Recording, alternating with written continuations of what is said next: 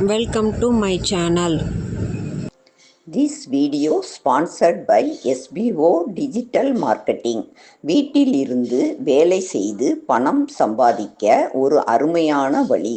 நம்பகமான company. Skip பண்ணாதீங்க, பெரிய தப்பு. தினம் 300 ரூபாய் சம்பாதிக்க அரிய வாய்ப்பு. இன்ஸ்டாகிராம், Facebook பயன்படுத்த தெரிந்தால் போதும். Content post and content publishing மூலமா தினம் 300 ரூபாய் சம்பாதிக்கலாம். இந்த வேலை செய்ய 5 நிமிடம் போதும். Work training support, group communication support, all language customer live chat support, முக்கியமா சொந்தமா ஒரு பிசினஸ் ஸ்டார்ட் பண்ற அளவுக்கு உங்களால கற்றுக்கொள்ளவும் முடியும், சம்பாதிக்கவும் முடியும். இந்த வேலை வாய்ப்பு வழங்குவது 5 வருடத்திற்கு மேல ரன் ஆகிட்டு இருக்க நம்ம தமிழ்நாட்டு company school of business organisation private limited. மேலும் விவரங்களுக்கு டிஸ்கிரிப்ஷன்ல கொடுத்திருக்க நம்பருக்கு வாட்ஸ்அப் பண்ணுங்க.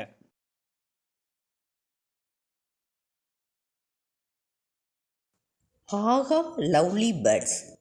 இன்னைக்கு நம்ம எந்த பறவையை பற்றி தெரிஞ்சுக்கிறோம் தெரியுமா? மைனா. மைனா கேட்கவே இனிமையாக இருக்கா? இது நம்ம அடிக்கடி நம்ம வீட்டுக்கு பக்கத்திலே பார்த்துக்கிட்டே இருக்கிற பறவை தான். பார்க்க அழகாக இருக்கும், மண் கலரில் இருக்கும், கருப்பு, தலையில் மட்டும் கொஞ்சம் மஞ்சள், அழகு மஞ்சள் கலரில் இருக்கும், பார்க்க அழகாக இருக்கும். அப்புறம் இது ஸ்டார்லிங் குடும்பத்தை சேர்ந்த நடுத்தர அளவுள்ள, அதாவது மீடியமாக இருக்கிற பறவை இது. இதுக்கு பேசும் திறம் அதிகமாக உள்ளது. பெரும்பாலும் நிறைய பார்த்துருக்காங்க. இது நல்லா நம்ம சொல்லி கொடுத்தோம்னா நல்லா பேசும். வீட்டில் வச்சும் சில பேர் வளர்ப்பாங்க. இது வாழ்விடம் பெரும்பாலும் தெற்காசியா, குறிப்பாக இந்தியா, இலங்கை, ஆப்கானிஸ்தான் ஆகிய நாடுகளில் இது அதிகமாக காணப்படுது. இதோட உடல் அமைப்பு வலுவான கால்கள் இருக்கும். பொதுவாக நிறம் உடல் நிறம் ப்ரௌனு கருப்பு இருக்கும். தலையில் மஞ்சள் நிற அலங்காரத்தோடு காணப்படும். இது பொதுவாக கூட்டமாகவே வாழும் பறவை இனத்தை சேர்ந்தது. மனிதர்கள் வசிக்கிறாங்க இல்லையா, அந்த இடத்துக்கு பக்கத்திலே இது வாழ பழகிக்கிடும். இது பறக்கிறது ரொம்ப தூரத்துக்கு ஓரளவு பறக்கும். விருட்டுன்னு பறந்துடும். ஒரு மாதிரி அதோட பறக்கிற விதம் வேறு மாதிரி இருக்கும். அப்புறம் இதோட உணவு இது சர்வ வல்லமை படைத்தது. எல்லா உணவுகளையும் ஓரளவு சாப்பிடும். அதாவது பூச்சி, பழங்கள், சாப்பாடு நம்ம வச்சோம்னா அந்த சாப்பாடு, தானியங்கள், புழுக்கள், சில சின்ன சின்ன விலங்குகள், அப்புறம் பறவைகளின் முட்டைகள், பறவைகளின் கழிவுகள், மனித கழிவுகள் எல்லாத்தையுமே இது உணவாக சாப்பிடும். பொதுவாக இது மனித குரலை பிரதிபலித்து பேசக்கூடிய திறன் இதுக்கு இருக்கிறதுனால இதை பேசும் மைனா அப்படின்னு இதை சொல்கிறாங்க.